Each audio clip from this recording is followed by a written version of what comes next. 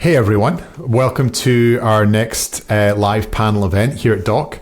Today we're exploring a topic that we've got some really excellent guests to take us through. So the main topic we'll be looking at is why ID companies are adopting verifiable and biometric-bound credentials. It's a bit of a mouthful, but we'll dig into the details of really what that means. We've got guest Paul Kenny from Daon, and we have Pedro Torres from Youverse. And of course, my name is Nick Lambert. I'm the CEO here at Doc. I'll let the guests introduce themselves in a couple of minutes. They'll do a far better job than I would do.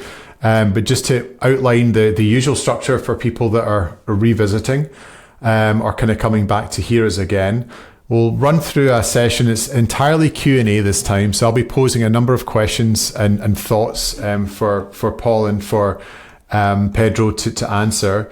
And then at the end of that, we'll be opening up for audience Q&A somewhere around kind of 40 minutes or so. So if you are listening, thank you very much for joining us. It'd be great if you could post into Riverside just letting us know where you're listening from, so we know there's actually people out there who are alive and listening to us. It always gives us a bit of incentive to actually make sense. But also if you could put your questions in there, maybe questions that occur to you that you want to know at the start, or even as we go through the discussion that trigger some thoughts in your head, and we'll do our very best to get through everything at the end. So I think that's everything we need to get going to get started. If you what we will do as well is, obviously don't need to take too many notes from this session. We will be sending out the recording a few days after. It just takes a little bit of time to get some permissions and some edits done, but normally we'd expect probably by some point next week to be sharing the on-demand video for you, so no need to take furious notes or anything like that.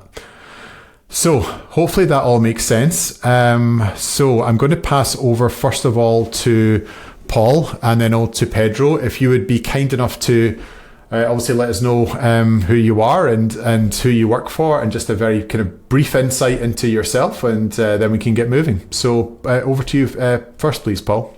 Thanks, Nick. Hi, everyone. I'm Paul Kenny. I work at a company called Daon, who specialise in trust and identity. I'm VP of Customer Success for EMEA and APAC at Daon.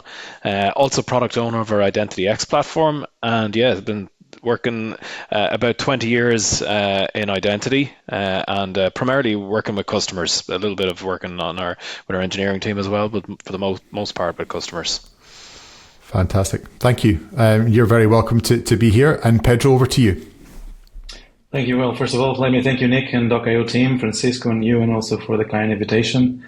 We've been discussing identity for a long time and the advantages of this biometrics, decentralized biometrics in this scope, and it's very nice to be here.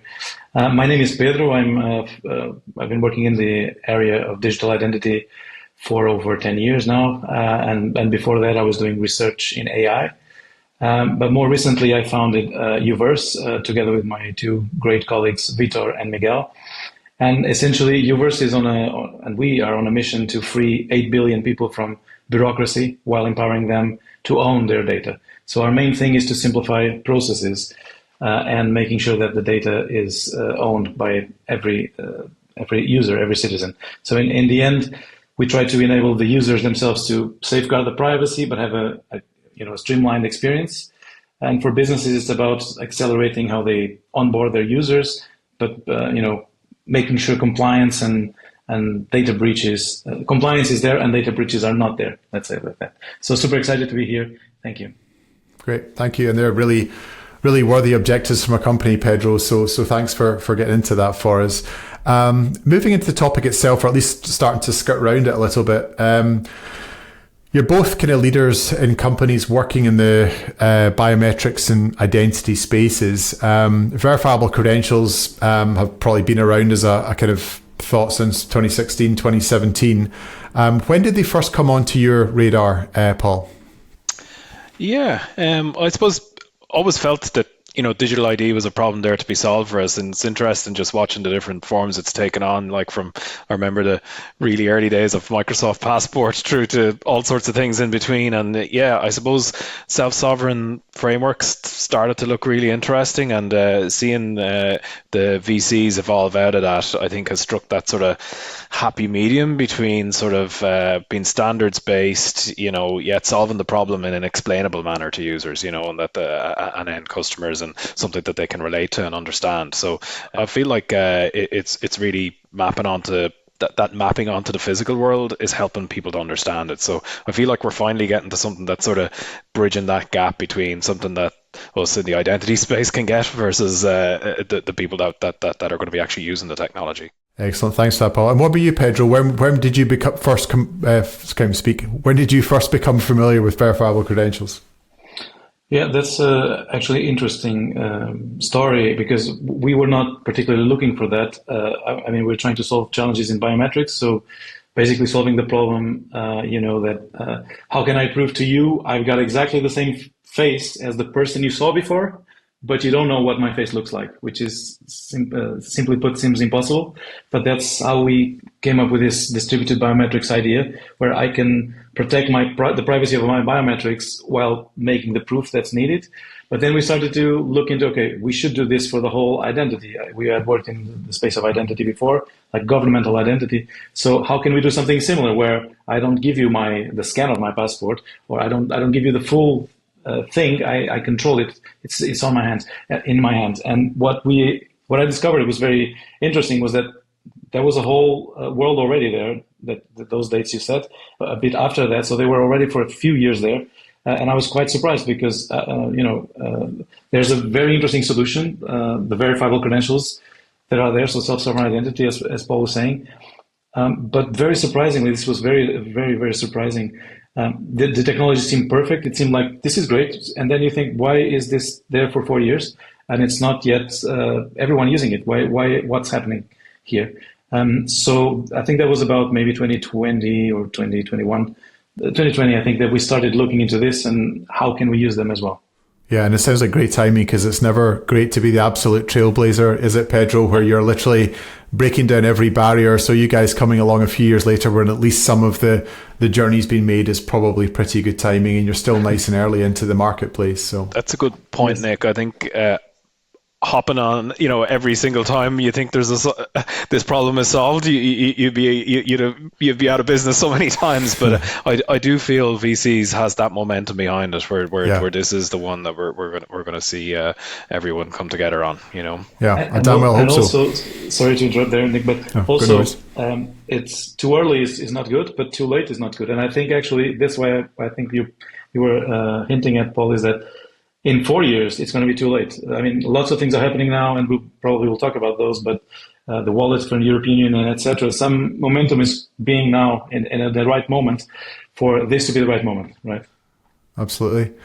And it leads nicely into the next question. And Paul, picking back up on, well, I guess what we're all talking about there, where my question's really around the kind of VC landscape, verifiable credential landscape, and the particular pain points that it's solving now. But I know, like, in line with what we're saying there, that discovery is happening, but it's still relatively early. It's not like there's massive scale in many projects just now.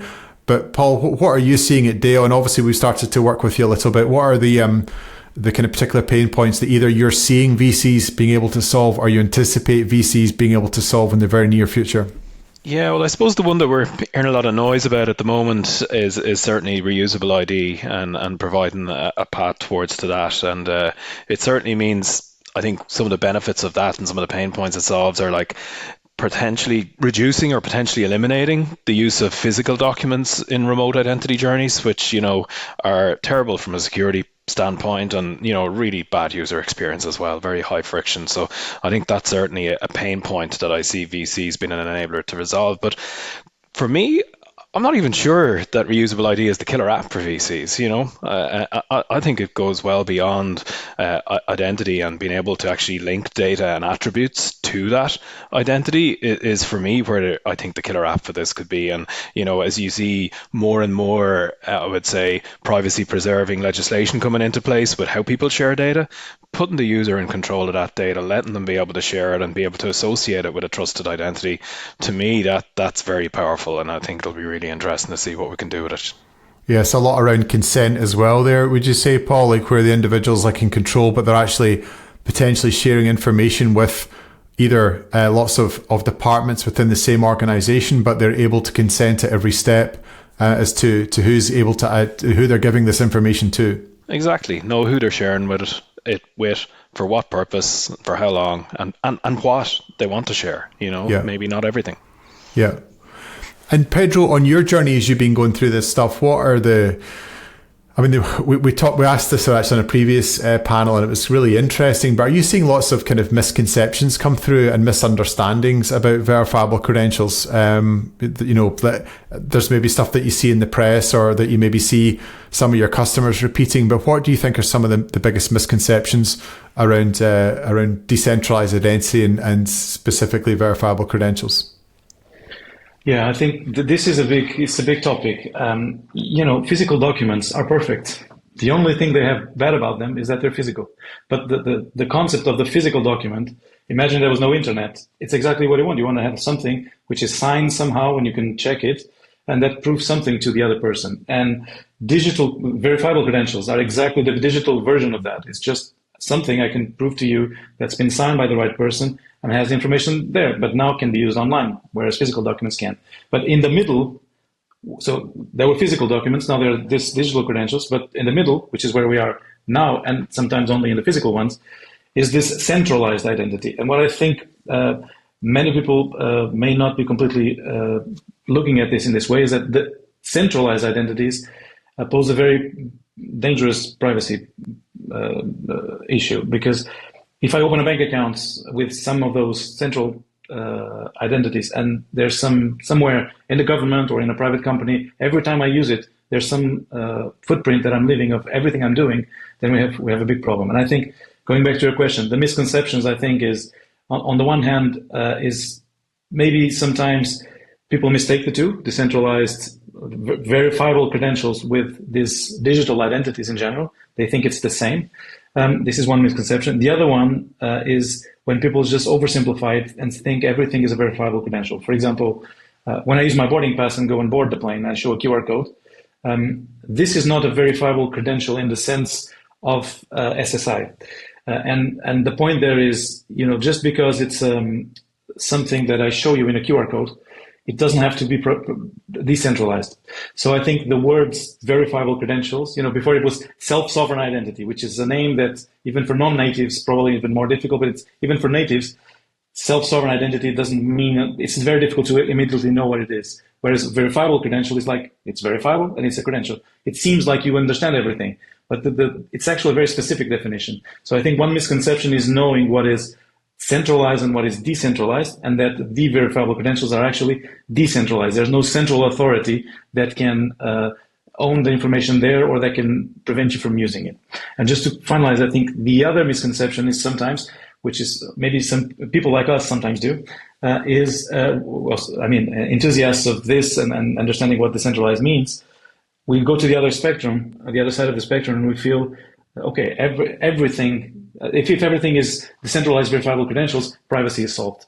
And it's not, because we are still in an early stage where, I can now show you a verifiable credential, but if you read it, you have the data, and now you put it on your database, and I lost control over that. So there's still something to be done, maybe in the future, maybe after the UID wallet and all these MDLs come out and everyone is using this, that then another problem will come, which is, okay, I'm using my credentials, but then where is this data going to, and who is controlling that data that's in someone else's databases? So sometimes the other misconception is this is the utopic, perfect solution that will solve privacy, whereas there's still a lot to solve in the privacy aspects of using verifiable credentials. Yeah, very good. The decentralized one's very interesting because even If you speak to some people, like, for example, you could have, I guess the way SSI was intended to be, where an issuer sends out a credential, the holder has it on their edge device in their wallet, and only that's the only copy that's stored. And that could be the notion of it being decentralized. But I've also spoken to other people where you're having a centralized storage for the credential. The user has the key on their device to be able to go into the cloud and access that, maybe through a web wallet. And the person I was speaking to was seeing that as decentralized because they were still sharing it from their edge device, but in fact it was like centrally held. So, and probably in another definition, it would be like a centralized solution. So, yeah, I've seen that one come up before, and I sometimes wonder if when we get into that stuff, that's where we lose the audience and the customers that we're trying to provide solutions for, because they just don't care. They just want a solution. But for us, it's an interesting debate to have. Sorry, Paul, you're going to come in there. Yeah, no, I was going to agree with you there, and I think what you were saying there, Pedro, was that sort of where we get carried away with ourselves, and it's the problem. It's the solution for everything, And one of the ones that I see that in is actually in fraud prevention, where people think that it's the once everything's in a digital wallet, great fraud problem is solved, and we have a nice secure way for everyone to present their identity, and I just don't think that's going to be the case. I think IDV is made up of a number of layers, and presentation of credentials, whether they be physical or digital, is one of them, but it's not the only one. So it's there's definitely that a tendency that we have to think this is going to solve all problems, but it's definitely going to be a step forward. I think, despite that. And I think there's some ways, like your second point, Pedro, which was a good one, where the notion that you can somehow share something and then not share it. And it's like, yeah, you've always got control. Of course, as soon as you share something, it's a way there's, they could screenshot it or whatever. Once you've shared it, it's gone. But I suppose things like there's, zero knowledge proofs can go part way toward, as long as the person that's requesting the information is not requesting everything needlessly, and they're actually requesting what they need. The individual could actually cherry pick the parts of the credential that they want to share using something like selective disclosures, and just share those unique elements. So they are still sharing data, but maybe they're able to minimize what's going across and being shared with the relying party of the verifier. On that note of the privacy, slowly moving to better privacy. I think, don't misinterpret me there. I think, we are in a stage where hotels will ask me for my passport. They will scan it. They will put it on a piece of paper, and they will put it in a folder behind their desk. This happens in many hotels today. So the goal is to have a better situation than the current one. And for sure, verifiable credentials and digital wallets for digital identity, which are decentralized, it's 100 times better than what we currently have. I'm just saying that then there's also work when that's there. That's still a lot of work to keep going with the privacy protection. Yeah, fair point. Absolutely. One of the reasons that I kind of go on quite a lot about why, we've all talked about adoption, maybe being a little bit slower than maybe what some of us intended, or being early to the market. What are your current thoughts about how do you see decentralized identity impacting existing revenue models of identity companies, incumbent companies that today you're used to verifying identities for individuals? Do you see a big impact from decentralized models that they're trying to wrestle with right now? I suppose it depends on the company. So I would say, let's say you have a company that's solely focused on document-centric identity verification. I think that they need to be probably considering what their future revenue model is going to look like. However, I think for companies, like Daon, for instance, who really look at identity as more of a broader scope than that, and certainly our concept of identity continuity, where we continually ensure that we have multiple methods to authenticate and verify people as we interact with them. I think I see this just as another tool in our tool chest to help provide good user journeys that can allow people to securely interact with companies that they work with. So I think it really depends on the company. So there certainly are going to be some companies, I think, where it will affect their revenue model negatively. Equally, there's others where it'll be a way for us to add more value to customers. Excellent. Do you have a perspective on that, Pedro? Yes, I agree with what you said, Paul. I think some companies, it's like, I mean, Jeff Bezos would say this about Amazon, that his mission is always the same. It's just no one wants their packages delivered more time and or not getting their packages. So what he's doing is always the same. The way he's doing it changes. And I think in identity, we're always everyone is doing the same thing. But if your focus is on specific areas like physical documents, for example, reading them and bringing them to become digital and all that, of course, this will disrupt. But I think whatever you're doing, unless you're doing very infrastructure things, including biometrics, for example, which is independently of which kind of identity you're using, really. If you're doing other stuff, this will be a major disruptor because, and could be bad. You just have to adapt. It will not impact negatively if you're able to adapt and not be Kodak with the digital pictures, right? So, for example, if your company is transactional model of, every KYC that's the model. Every KYC you charge, and then when that same person for another client will again do a KYC, you go and read the physical document again.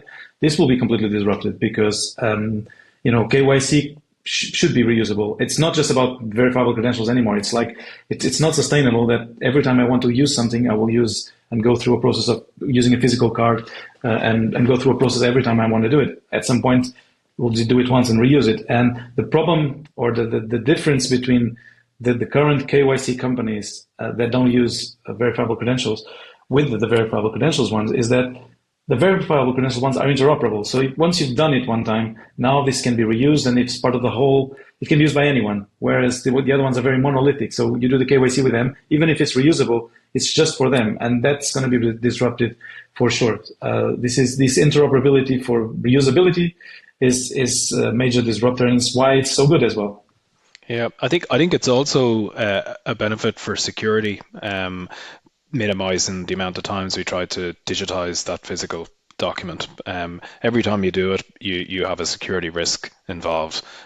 Whereas I think that eliminating that actually helps security as well as convenience and efficiency. Yeah, and I think as well, like when we speak to kind of lots of companies, I'm going to generalize, but you definitely see quite progressive companies that are using kind of virtual based identity specifically, and they are really looking to what's coming next and trying to figure out how they can integrate it and how they can, monetize it and give better user experiences. But we also find there are some companies that are kind of doing that ostrich thing of just kind of thinking it will go away or it's not going to happen anytime soon. And I know that some of these dates that we have from the EU is saying September 2026, but I think if you wait until then to actually start figuring out your strategy, you're going to be in a lot of trouble. So I definitely see there's two camps with regards to how the appetite for engaging with this new technology. We talked a little bit there, or both of you guys mentioned about some of the user benefits with verifiable credentials. Pedro, you talked a lot about kind of CX or user experience improvements. And Paul, what would you see? You talked a little bit about security for users as well. Are there any other benefits that you guys would see around use of verifiable credentials? So for me, it's definitely security is one of them.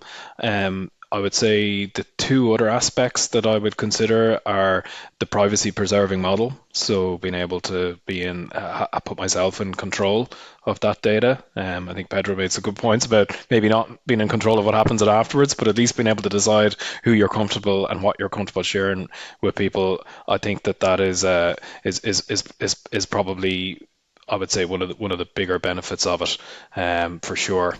Perfect. And Pedro, did you want to come in, or you? Yep. No, just quickly, I mentioned, I think, the benefits for users and businesses, and they're around the same thing, the no friction, no bureaucracy, security, privacy stuff.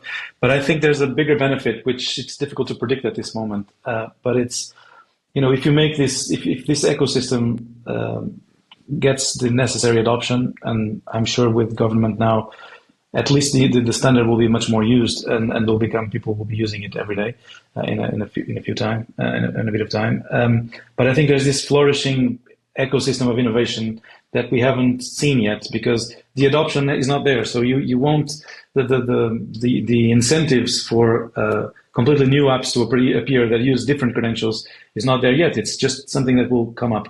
So I think it's kind of the equivalent of, if this is the App Store, of course, the App Store is private and centralized, but forget about that. But if this platform, this technology is like the App Store, now what are the next 10K or 100K apps that are going to appear?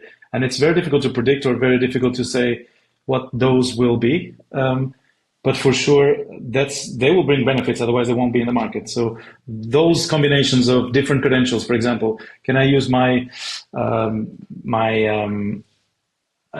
let's say my document, for example, my citizen card, together with my driver's license to rent a car. Okay, now there's an app that very easily you join two credentials. But this is the simplest and obvious one. There's so many credentials that you can mix to get something out of a completely new app that would bring value, that I think a bit of the market is really new companies or new models that will bring an application that joins several credentials and uses selective disclosure between them, some of them, and does the right thing in a kind of automated way. So this streamlining of complex processes, not just proving who I am, but much complex process like opening a bank account, the whole thing, or getting a loan, or many other things, which have lots of steps and which in the end use lots of different credentials. For example, a credential could be how much money on average did I have in all my bank accounts for the last 3 years. This could be a credential that I immediately show to a bank, and they don't have to ask for a lot of stuff like they do now, of these statements in PDF that they have no clue if they were edited or not. See, so it's so much in the end that it's unpredictable in a good way. Yeah, much more streamlined. On to the topic of biometric-bound credentials then. So at the moment, we have the notion where you have a verifiable credential that's typically tied to a wallet on a user's device. And something that we get asked a lot, and I'm sure you get asked, is what happens if you leave it on a train unlocked at that point and somebody is able to then basically become you because they have access to your wallet and the credentials in it. And so we start to get into some of the benefits around actually not only tying the credential to a wallet, but also having credentials that are actually bound to a biometric or a person. And that's kind of obviously one of the main topics that we want to get through today. And I know that both Daon and Youverse are kind of really keen in exploring kind of biometric bound credentials. And I know it's a huge part of obviously what you're doing at Youverse, Pedro, as well. So maybe I can start with you, Pedro. What are the challenges that you see of biometric bound credentials, or what problems do they address in your view? Yeah, so there's this big challenge, which does not depend on binding the biometrics itself to the credential, which is, the challenge we're solving is if I show my credential to someone, can they then use it after I show to them to pretend it's their credential? Or, as you said, if someone gets hold of my credential, can they actually use it? Which is similar, but actually I'm going to show my credentials to lots of people. So if there's ways for people to use them, it's also a problem. But if we focus on this last one, meaning if someone has the ability to use my credential, how is this? What are we trying to solve with the biometric stuff?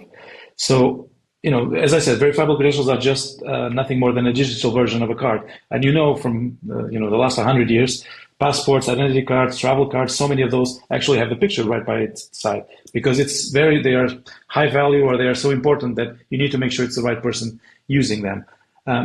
When you look at these verifiable credentials that they're being created for identity, etc., this is not the case, which is very, very worrying. I mean, if I generate this credential of an identity and there's no checking of the picture and that the person using it is the same, then we're not mimicking the physical ones and we're losing something in there. The usual way people go by that is saying, okay, but this is in a phone and the phone is protected. There's a PIN or there's some kind of security around it.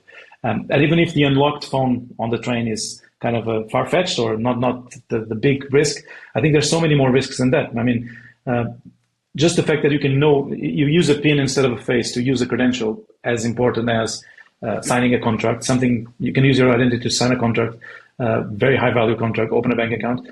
Knowing a PIN by itself should not be the case. Many people will use their date of birth, or some colleagues will know, or whatever it is. So making sure it's not just accessing a wallet with a PIN, and this is now the challenge we are solving, not just a biometric from the phone, which has no relation to the biometric of the credential. So if I have your travel pass in my digital wallet, my Face ID from iPhone will say, yeah, this is Pedro. So as long as I'm able to put it there, there's no check that the access to the wallet has anything to do with the biometric check to the credential. And that's why we really believe that's the core of what we're doing now, is binding the biometric, the credentials with biometric to the credential itself. So in summary, and sorry for being so long on this, but I think native mobile biometrics is great to protect your wallet from attackers. So if I have my stuff there, it may be difficult for people to use it. They need to know my PIN, etc. But it actually does not prevent in any way that my credential is added to their wallet somehow. So this mechanism of checking at source when you add credentials also needs to be biometrically bound. It's both things. It's when you issue and put it in the wallet and when you verify. And many of these credentials have actually biometrics there. It's part of the credential. So just doing a check every time you actually use it with the proper face of the person with the face from the credential is so obvious that, in my opinion, it really has to be there. Yeah, and I suppose that's the important part as well when we're talking about kind of biometrics on a phone. Obviously, it's just probably, in many cases, if that's being used to unlock, all it's proving is that you're the owner of the phone rather than or an authorized user of the phone. Yeah. They're not bound to one set of biometrics. As you know, you can enroll multiples onto the phone. And I think the way I look at it is it goes back to that old meme, I guess, of how does the internet know you're a dog? Like that. Okay, I'm presenting this verifiable credential that we know has been issued by an authority and can prove that, and we can ensure that it's been presented from the wallet that it was issued to. Great. We then need to make an assumption about the security of that wallet. Some of that will be encoded in standards for various wallets, like in the EU, but some of it may not. So it gets us then down to deciding how we're going to trust that the presenter of that credential is the person that it's issued to. And like Pedro said, if the credential has a piece of biometric information in it, being able to verify that piece of biometrics as part of it is something we should do. And the way I look at it is, it might not necessarily be for every transaction. That could be risk-based. It may be, like the analogy I would use is, I could maybe give my daughter my debit card, and she might be able to go into the store and buy some candy, and they'll tap it on let her tap it on the reader, no problem, and out she'll walk with the candy. But if I send her into a liquor store with the same card and my driving license, I'm pretty sure the person on the store is not going to give her liquor, because they'll see that the photo on the driving license is different. And that's what it's about, is being able to use the data that's on the credential to make sure that the presenter is actually the person that it was issued to. And whether that's done as a instruction to the wallet as part of and a trusted wallet that's part of the presentation of the credential, or whether that's done as part of the present on the receiving side as part of the presentation, I think is something that we're just going to see. I think there's not going to be one solution fits all. If these constant debates and biometrics about server versus client and all these versus things, no one can ever agree one answer, and I suspect it's going to be the same here. We'll have some ecosystems where the wallet's going to be doing that, and we'll have some ecosystems where the relying party will be the ones that have to make the risk decision and decide whether to do it or not. And is it worth mentioning here as well, for the kind of privacy advocates which may be on this or listening to this panel, just to clarify, we're not talking about putting actual biometrics inside the credential itself. And so just to clarify, Pedro, on that point, like we're talking about putting specific identifiers on the credential, not the actual biometric itself. Absolutely, yeah. Yep. Okay. Very good point. Yeah, just in case we get slated at the end for talking about privacy, then putting people's faces all over. I actually think there will be some credentials that will have the biometric in it, Nick, but it'll be up to the person to decide if they're comfortable disclosing that information or not for someone to do it. And I think there's certainly, I'd love to get to a world where we're never having to do it, but I think there are going to be some entities who will feel that the onus of them to comply with the regulations means that they do need to do it. So unless they have a trust model where they have that trust in the wallet to actually do that for them. So it's going to be a mix, I think, when you look at it globally, and then I think each scheme will have its own one that they land on. Yeah. Sometimes it's a shame when you hear stuff like that, and I think you're absolutely right. I think there will be certain cases where, a government or whatever, a company would actually require that. But I always think it's incumbent on us as builders of technology that you almost sometimes need to protect users a little bit from themselves, and they may not understand the implications of sharing that type of information. But as you say, it may well be a requirement that's placed on them. You're 100% on the money there, Nick. And I think it's that sort of trying to protect users from themselves thing, I think, that make biometric-bound credentials so important, because we have to assume that wallets will get compromised, because users are, tricked into doing things all the time and we have to assume that they'll be tricked into compromising their wallet. And what else can we do to help protect their identity if that happens? Absolutely. Yeah, absolutely. Yeah, maybe I will just remember one thing, which is it's a good example of this. It's not a wallet or an identity wallet, but there's a kind of fraud that we were aware of, that it's like a banking app where you can use it to pay. And what people would do is they put an ad of something selling online, very cheap, very good. Everyone tries to buy it, and then they would say, okay, do you have this app to buy stuff? And this is like only in Portugal, just a specific country, but it's a way of paying that many people use, maybe half of the people, but the other half doesn't. So when someone who doesn't have that say, well, I don't have that way of paying, they say, it's not a problem. You can just install it now. And they go through a process with social engineering to getting that person to install that app on their phone, and then their biometrics on the phone gives them access because it's their phone, the attacker's phone, right? So the point being, imagine someone who doesn't have the wallets from the government, for example, the UDI wallet, and then you get into this process of people trying to get their wallet into the attacker's, the good people wallet in the attacker's phone. And then the biometrics of the phone doesn't mean anything there, because you can do whatever you want in your own phone, right? So I think this is a good example, and this is real. So this can happen, and this will happen for sure. Yeah. We have, like you said, things Pedro, like this will happen. We need to protect them. Think about the audiences, Pedro, where that's most likely to happen. The people who are least digitally connected are probably the ones that are going to be the prime targets for that type of attack. Yes. In terms of industries where we see this, being used, Paul, you talked, I think, about age verification as one of the kind of use cases for biometrics as well. Pedro, you're absolutely in the weeds with this stuff. What kind of specific industries and sectors are you seeing the most traction in, or what's exciting you the most right now in terms of industries that you can serve most effectively? So certainly the ones that we're seeing the most initial traction with is in age verification. That is where we're seeing things actually going live. Where I think the centralized model is one that it really shows its weaknesses, that industry, where people maybe, want to assert that they're over a certain age, but maybe don't want to have the entity know much more about them than that. And I think that's a really nice use case for it. But I'd certainly I'm looking forward to seeing more use cases being enabled in this space. I think the advent of MDLs is going to help a lot in terms of accelerating that and the availability of them from various governments. We can see some maybe a little bit more progressive than others on getting there, but certainly I think that's probably going to be part of the next wave here that certainly we're seeing in our pipeline anyway. Awesome. What about you, Pedro? Yeah, so I think there's lots of applications where it's not a specific application, but it's anywhere where the government identity has to be used.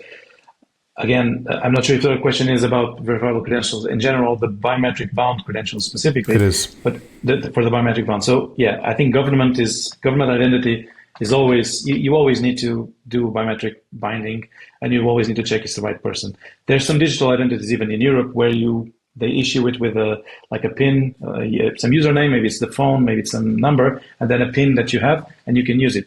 This is very risky because then all kinds of wrong things happen. Even some people allowing others that have a problem to use their own identity for something, which is even more difficult to track, and other stuff. So everything that's government will allow you to sign contracts, to open bank accounts, etc.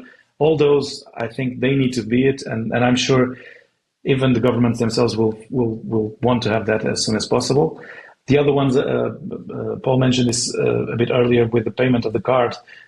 So anything that's in banking which is above certain threshold, this will depend on the companies and which banks want to do whichever business rules, but certain values, it also on the value. So if something is above some level of euros, pounds, it probably will have this additional check. This is what happens nowadays with banking apps. It also happens, they do a certain additional check. So if you're using something of a credential to do some transaction, for example, if I'm showing my proof of IBAN to someone to do something that has a high value behind it, then this probably will have to be biometrically bound.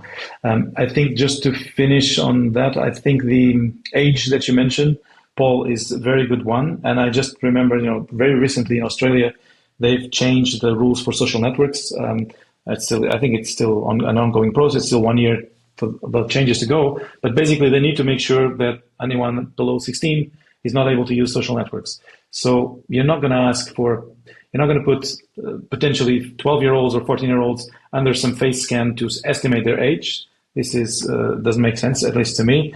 You will not ask for a passport with all the details or a proof of identity that is stored somewhere. So this is actually the best, I would say, the best use case for age verification that could really use of a zero knowledge proof of, I have the credential, I do it locally here and I prove it's mine, and now you have it. So you only have yes or no for entering that particular process. Yeah, I also think it's one of the best use cases for that idea of a wallet check for the biometric-bound credential, where the wallet can give an assertion that it is the correct person who the credential was issued to that's presenting it. It's one of the prime reasons we're checking for the age, as you said, is to enforce either safety or control, and you can ensure that some of the people that you're trying to ensure the safety of will be trying to get around those processes, so you have to assume there's going to be collusion there, and that you are able to actually assert that it is the person the credential was issued to that's presenting it. I think it's very easy to imagine a credential of over 18 being sold. I mean, if the credential is just saying yes or no after it's analyzed, if I can just share that credential with someone, and that then some, it's like before it was older people going to buy alcohol for the youngers. Now it will be older people getting their credentials for others younger to be able to do stuff they can't. So that check is very important in those cases. It's funny as you get older, I very much wish I could get ID'd when I go to buy beer or wine these days, but unfortunately it doesn't happen anymore. But anyway, I'll move on. But I'm just wondering as well, the other use case I thought might come up, but I just wonder if it's because the travel use case and seamless travel. One thing that you really see the US marching pretty hard on is the kind of at least border control, use of biometrics to board flights and kind of leave ports and things like that.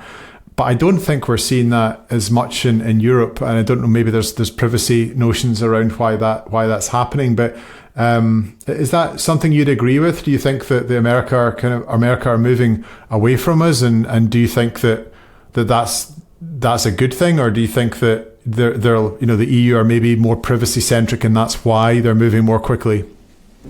I think it's an interesting dichotomy in the US, because on one hand, and I think it's possibly because of the lack of data and privacy regulation in the US, we've actually seen less adoption in the commercial world of server-based biometrics in the US. Yet travel is a use case where we're actually seeing centralized biometric systems, as you said, being used for quite a lot of use cases now. And, I think for those of us in the EU, we're thinking naturally that this would perfectly fit the decentralized model. But it is one of the interesting things that we're seeing travel do the opposite to every other industry in the US and really, really going in on centralized biometrics. I think the idea of having a decentralized model suits the travel use case very well.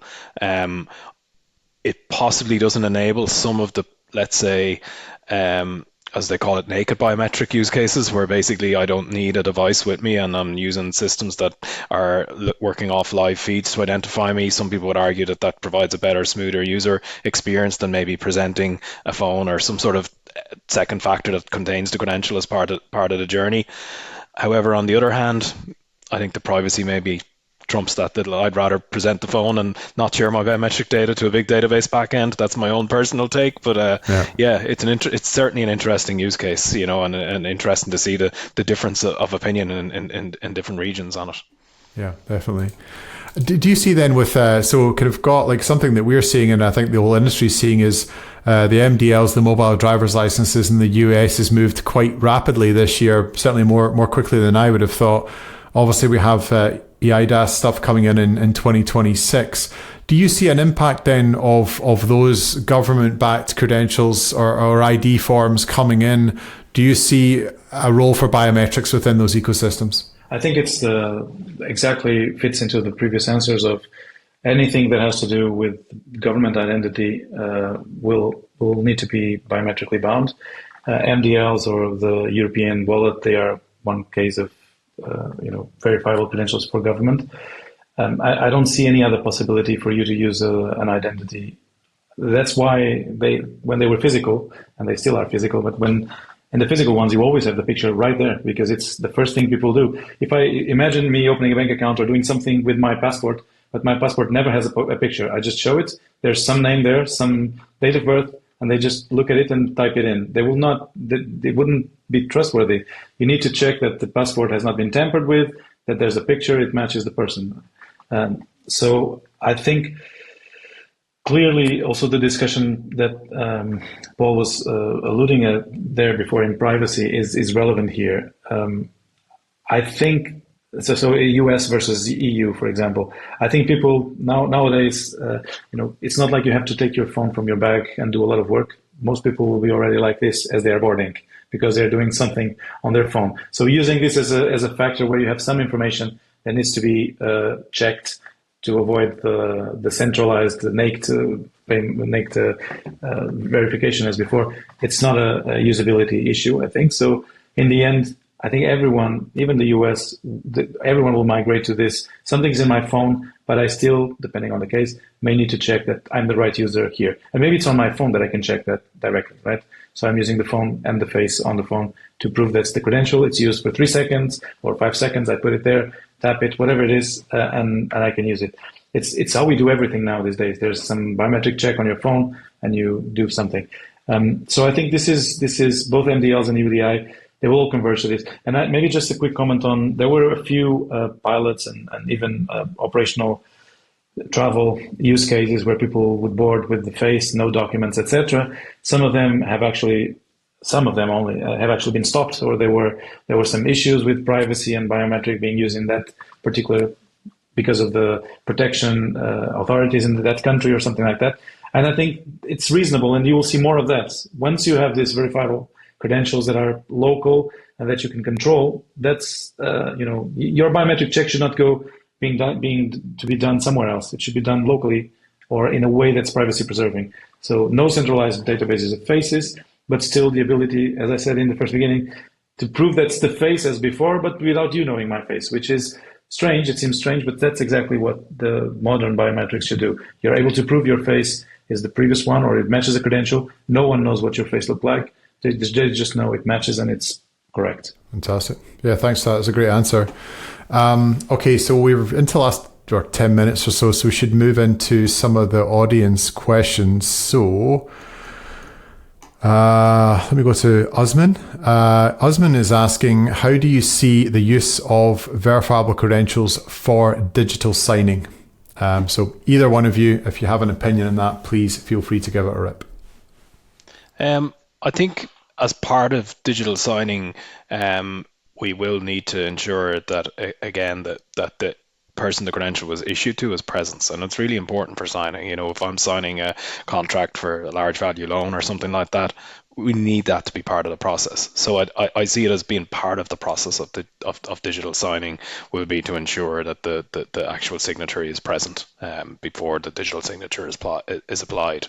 So I think if you look at a lot of the way digital signing works at the moment, it usually involves some sort of a non-verifiable credential, old school, document-centric IDV as part of that process. That will get dropped out, and I think we'll see a biometric, and I think it will have to be a biometric-bound credential, depending on what you're signing. But certainly for most things, I think where there's legal consequences, there will need to be some assertion that the actual person was present during that event. Great. Are you seeing that, Pedro? Is that a use case that's interesting for you and your involvement in biometrics in terms of an individual signing documents or contracts or whatever? So I totally agree with Paul. We are not in the value chain. We're not so downstream where the actual signing of documents will happen. So someone will use our technology to create different use cases, and that may be one of them. So for us, it's just at some point, someone will check that the face matches the one from a document, and that's where we come in. But I do believe that it's amazing these days how society can function, and it can function with people signing stuff only with their email, DocuSign email link. They sign something. It has full legal consequences, and sometimes lots of value involved in it. And it was done that because different countries, we cannot get together, let's just sign it, have its witnesses in the sense that there are some CCs and some emails exchanged, but reasonably, they're probably not legally binding in some cases. And it just happens because most people are good faith people, and you sign it and you honor the contracts. But when problems can really happen is on the fringe cases where that's not the case. Very good. Okay, so Louise is the next question. She's asking, how do you see the threat of deep fakes interrupting this ecosystem? And I assume by ecosystem, Louise is meaning verifiable credentials and I guess identity verification. A lot's been said about this, but either one of you want to jump in about how we can combat deepfakes. Go for it, Pedro. So this one is really, I'm really keen on this one. This is a big thing we're doing now. Just like credentials, you need to check it's the right person. I think there's two big cases you also need to check. If it's someone trying to pretend to be you, first of all. So that can be either through presenting a picture or a video of you or a mask that looks like you, whatever it is. This is a very well-known and studied case of presentation attack detection. There's technology specific for that, which is evolving rapidly. It's already in a place where it's operationally usable, but it still has a lot to evolve. But this can prevent kind of presentations that are done to the camera. The other one is when you can inject stuff. So, for example, you're seeing a video of me now. You're not sure if it's my camera that's doing this or if it's being injected by some software that's using this video. So for you can tell it's live because I'm here. It's not a mask, but it could be an injected video. So when you're trying to open a bank account or use your credentials, but you have the ability to inject a video of someone, then it's not a presentation attack. You will not be able to detect it, but there's injection. So this is the other mechanism, which is preventing the injection. Deepfakes, now answering the question, have two parts. One of them is, am I trying to pretend to be someone or trying to create a synthetic identity? And probably the injection detection is enough to do that, because I cannot present a deepfake here, you would notice from liveness, and I cannot inject the deepfake. So it really doesn't matter if it's a deepfake. If I'm not able to present with an attack, presentation attack, or to inject stuff, I would already be preventing deepfakes. This is the major, I think, immediate way to prevent deepfakes. But the second one on deepfakes is I can just create a new identity and come up with names or credentials. If there's a way to create a credential for a fictitious person and it looks like a real person, then this could be used to create something, commit a crime. There's no culprit. There's no one did anything wrong. That person, at least on the camera, did not do anything wrong. So I think this is a major thing that needs to be checked. But the injection at the moment is enough. Where it's not enough, it's on pretending, like social networks, for example. People post videos of people and they, a video of Trump doing something or a video of Obama doing something.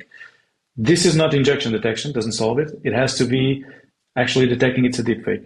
And there's already quite good technology to detect those.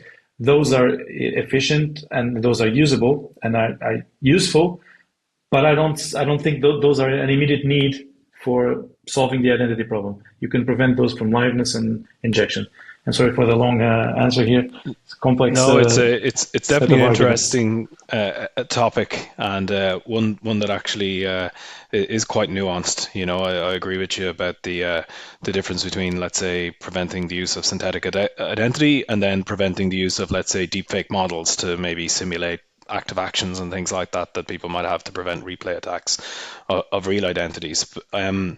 I suppose the way we would look at it in Daon is we see it as sort of, the Swiss cheese layered model that you hear a lot about in aircraft control systems for preventing accidents. And it's the idea that no layer of protection is completely safe. There's going to be a hole in it somewhere. The idea is you stack enough layers in front of each other.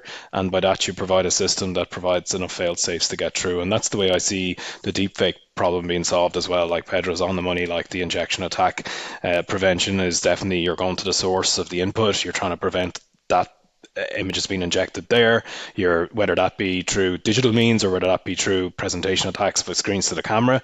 Then you're adding in also deepfake detection as well. So like you said, being able to, those models that you mentioned around being able to look at videos and photos and so on and classify them as deepfakes. And again, none of them is going to be perfect, but when you add those layers together, combine them with device intelligence and threat intelligence, you're then getting to a solution that's getting you an ability to detect and reject deepfake-based attacks. Very good. Thank you both. Question, maybe the last one, I'm not sure. Shridhar, I hope I pronounced your name correctly there, probably not, but you're asking the question about how decentralized ID will be compatible with existing applications to migrate, so I guess existing applications, and how about the scaling cost. So I think maybe Shridhar's looking at how can these new ID systems, verifiable credentials, be compatible with existing applications. Which is they're probably not going to be, but I don't know if you guys have strong feelings about that. You want to try and pick that question up? So this question is how are we going to migrate and get people from where we are today to where we're going to be tomorrow? Do you think? Yeah, I think it's really about how will it be compatible, and I think that exactly. I think the answer is kind of leading you to the fact that it's not going to be straight away. So I guess how are we moving to this kind of new world of decentralized identity away from the old world that we have today? Yeah, so that's one of the things I suppose that we've been working on quite a bit in here in Daon at the moment is we have a platform called TrustX that is a way to orchestrate identity journeys, and it really is going to be in some cases, a spaghetti nightmare, but with the right solution in place, I think we can actually help simplify it. You're going to have people who are from countries where maybe they have no option but to use old school physical ID cards as a presentation. If you're an international business, you're going to be dealing with some of those countries. You're going to be dealing with countries that have national specific EID schemes. You're going to be dealing with countries who have seen the light and got to wallets with verifiable credentials and maybe biometric-bound credentials, and you're going to have a system that allows you to be able to know and present the user with the right options for their use case and be able to handle that and be able to then present a digital identity at the back end of it that can be used with that RP. So I think there's going to be a phase of transition. And I think even in the end state, the world is never going to decide on one technology for everything. That's the nature of humanity. When you're dealing with business globally, there is going to be a multiplicity of systems that you're going to have to deal with in IDV. So I don't think it's going to be a solvable problem where we're going to have one system that's compatible with everything all over the world. It is going to be part of the challenge of companies and identity to get platforms that can help solve that problem for our customers. Very good. Yeah, sounds like a really interesting platform, Paul, and I can imagine that's giving some of your engineers some sleepless nights, but definitely interesting. I think we're kind of getting to the top of the hour and we're out of time.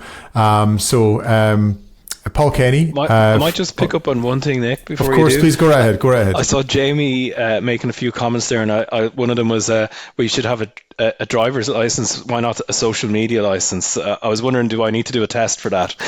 And if so, what is it? It's probably your use of acronyms or something like that, or how many times you say lol and you probably get in. So that could be excellent.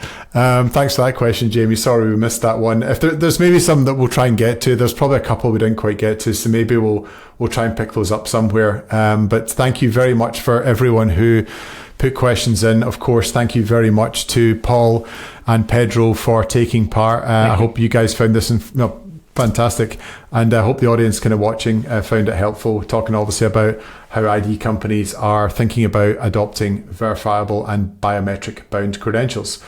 That's it for this episode. Guys, thank you very much for joining us, and hope to see you both again soon. Bye everyone. Thanks for the opportunity, Nick. You're thanks very to you and welcome. Doc for that. Thank you. Cheers. Thank you. Bye.